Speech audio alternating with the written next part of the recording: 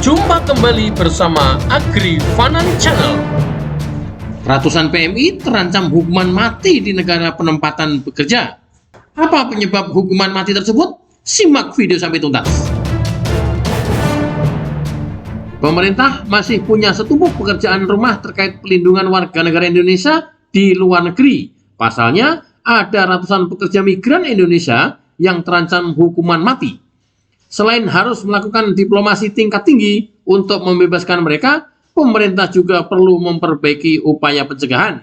Berdasarkan data Kementerian Luar Negeri, per Maret 2022 tercatat ada 202 WNI yang terancam dijatuhi hukuman mati. Jumlahnya berkurang 4 orang dibanding tahun lalu, karena keempatnya berhasil bebas awal tahun ini. Sebanyak 202 WNI yang masih terancam kehilangan nyawa di negeri orang itu harus diselamatkan nyawanya. Apalagi lebih dari setengah diantaranya merupakan PMI atau yang kerap dijuluki pahlawan devisa negara. Statistik kami dilihat dari sisi kewarganegaraan, namun memang mayoritas yang terancam hukuman mati adalah PMI, kata Direktur Pelindungan Warga Negara Indonesia dan Badan Hukum Indonesia pada Kementerian Luar Negeri, Juda Nugraha, dikutip dari Republika Sabtu tanggal 24 April 2022. Jika 202 WNI itu dibagi berdasarkan negara, maka sebanyak 188 orang diantaranya terancam dieksekusi mati di Malaysia. Lalu 4 orang di Arab Saudi, 4 orang di Uni Emirat Arab, 2 orang di China, 2 orang di Laos, serta masing-masing 1 orang di Vietnam dan Myanmar. Juda menyebut pihaknya telah melakukan sejumlah upaya untuk menyelamatkan ratusan WNI tersebut. Di antaranya adalah memberikan pendampingan hukum dengan menyediakan pengacara dan melakukan upaya diplomatik.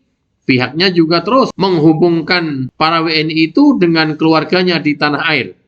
Ketua Pusat Studi Migrasi Migran Care, Anis Hidayah mengatakan banyaknya PMI yang terjerat hukuman mati di Malaysia terjadi karena akumulasi kasus-kasus lama. Kendati demikian, pembebasan mereka tak mendesak sebab pemerintah Malaysia telah menetapkan moratorium eksekusi mati. Pemerintah Indonesia justru harus mengutamakan pembebasan PMI yang terancam dihukum mati di negara-negara yang masih menjalankan eksekusi mati seperti Arab Saudi. Presiden perlu lebih intensif menjalin komunikasi dengan Raja Arab. Dia pun menyarankan Presiden Jokowi untuk melobi Raja Arab Saudi di sela-sela konferensi tingkat tinggi G20 di Bali pada November mendatang. Berita dikutip dari berbagai media massa. Sudah banyak korban PMI terkena hukuman mati di luar negeri. Untuk itu, agar selalu berhati-hati dan jangan sekali-kali berurusan dengan hukum di luar negeri. Mudah-mudahan bermanfaat. Jangan